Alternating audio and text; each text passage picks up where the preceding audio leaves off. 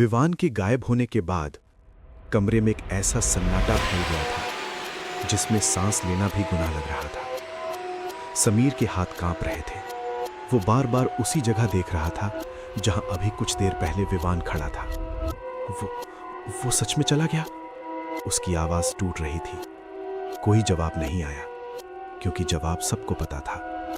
आरव ने खुद को संभालते हुए कहा, यह हमें मार नहीं रहा, यह हमें हमारे डर से खत्म कर रहा है। कालो चुपचाप खड़ा था, जैसे उसे जल्दी ही ना हो, जैसे उसे पता हो कि अंत तय है।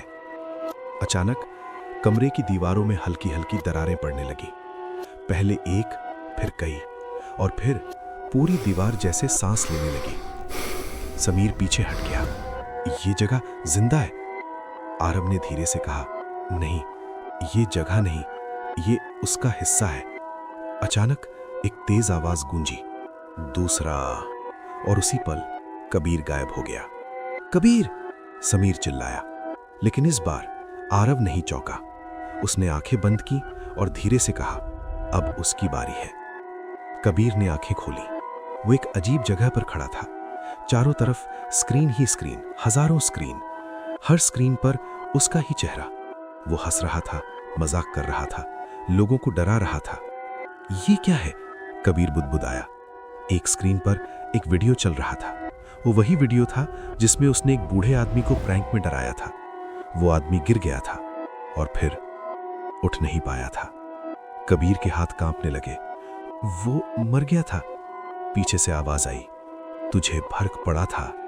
कबीर ने मुड़कर देखा। उसके सामने वही बूढ़ा आदमी खड़ा था, लेकिन उसका चेहरा जैसे जल चुका हो, आंखें खाली। तू हंस रहा था, वो धीरे से बोला, जब मैं मर रहा था। कबीर पीछे हटने लगा। वो एक्सीडेंट था, मैं नहीं चाहता था। बूढ़ा आदमी धीरे धीरे उसकी तरफ बढ़ा, लेकिन तू रुका भी नहीं। चारों तरफ की स्क्रीन बदलने लगी। अब हर स्क्रीन पर लोगों के डर, दर्द, चीखें, और बीच में कबीर हंस रहा था। ये सब कंटेंट था तेरे लिए, अब तू कंटेंट बनेगा। कबीर चिल्लाया, नहीं, लेकिन अचानक उसके शरीर से कुछ खिंचने लगा। उसकी परछाई। वो जमीन पर गिर गया। उसकी परछाई धीरे धीरे अलग हो रही थी, जैसे कोई उसे खींच रहा हो। मुझे माफ कर दो, मैं बदल जाऊंगा, वो चिल्लाया। कुछ सेकंड के लिए सब शांत हो गया। फिर एक ठंडी हंसी गूंजी। तू तब भी यही बोलता जब अगला वीडियो बनाता। और उसी पल कबीर की परछाई पूरी तरह खिंच ली गई। उसका शरीर खाली होकर गिर गया। कमरे में वापस समीर और आरव खड़े थे। समीर की आंखों से आंसू बह रहे थे। अब हम बचेंगे नहीं, कालो ने धीरे से कहा। हर इंसान सोचता है कि वो अलग है, लेकिन अंत सबका एक जैसा होता है। अचानक फर्श हिलने लगा और समीर नीचे गिर गया। अब आरव अकेला रह गया। समीर ने खुद को एक अंधेरे कमरे में पाया, लेकिन ये कमरा अलग था। यहां आईने नहीं थे। ये क्या है? उसने फुसफुसाया। अचानक दीवार पर एक परछाई उभरी, उसकी अपनी, लेकिन वो उसकी हर हरकत फॉलो नहीं कर रही थी। तू भागता है, परछाई बोली। तू? मैं नहीं हूं। परछाई हंसी। मैं वही हूं जिससे तू भागता है। अचानक कमरे में रोशनी आई और उसके सामने वही लड़की खड़ी थी जिसे उसने कभी सबके सामने अपमानित किया था। लेकिन इस बार वो अकेली नहीं थी। उसके पीछे दर्जनों चेहरे खड़े थे, सबकी आंखें सीधे समीर पर। तूने हमें छोटा बनाया ताकि तू बड़ा लगे, लड़की बोली। समीर घुटनों पर गिर गया। मुझे माफ कर दो, मैंने गलती की। कमरा पूरी तरह शांत हो गया। कुछ सेकंड कुछ नहीं हुआ। आरव ऊपर खड़ा सब महसूस कर रहा था। अगर ये सच बोल दे तो शायद बच जाए। नीचे कालो धीरे से बोला, सच काफी नहीं होता। अचानक सभी परछाइयां आगे बढ़ीं और समीर चीखता रह गया। कुछ ही सेकंड में सब खत्म हो गया। अब सिर्फ आरव बचा था। पूरा हवेली जैसा ढांचा धीरे धीरे बदलने लगा।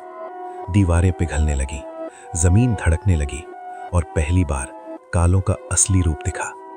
वो कोई एक चीज नहीं था, वो हजारों चेहरों का अंधेरा था। हर वो इंसान जो डर में हार गया था। तू आखिरी है, उसकी आवाज गूंजी। आरव ने खुद को संभाला। तू हमें मार क्यों रहा है? कुछ पल के लिए कालो चुप रहा, फिर धीरे से बोला, मैं तुम्हें मार नहीं रहा, मैं तुम्हें तुम्हारा असली रूप दिखा रहा हूं।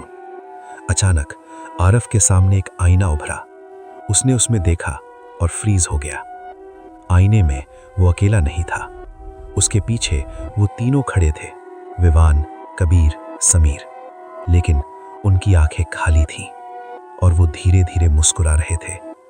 तू बच गया, आवाज आई, लेकिन अकेला। आरव के चेहरे पर डर फैल गया और तभी उसे समझ आया, ये खेल खत्म नहीं हुआ। अब वो अकेला नहीं बचेगा, अब वो नया कालो बनेगा। कमरे में सन्नाटा फैल गया और आखिरी बार कालो की आवाज गूंजी, अंधेरा कभी खत्म नहीं होता, वो बस नया चेहरा ढूंढता है।